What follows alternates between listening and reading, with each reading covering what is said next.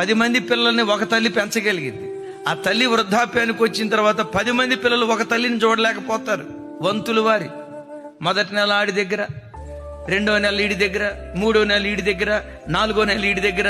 ఆ ముసలి ప్రాణం ముద్దన్నం పెట్టని కొడుకులు వంతులు వేసుకుంటా ఉంటారు. సరే, తిట్టుకుంటా గుసగుసలాడుతా ఆ ముసలోళ్ళని చూసుకుంటారు, చచ్చిపోతారు. చచ్చిపోయిన తర్వాత ఏం చేస్తారో తెలుసా? అమ్మా నాన్నలు బ్రతికున్న దినాల్లో వాళ్ళకు ఒక మంచి బట్ట, వాళ్ళు కడుపు నిండా ఒక ముద్ద అన్నం పెట్టలా. వాళ్ళు చనిపోయిన తర్వాత ఊరోళ్ళందరికీ గ్రాండ్ గా భోజనం పెడతాడు. తల్లిదండ్రులు బ్రతికున్న దినాల్లో తల్లిదండ్రుల విలువ తెలియదు.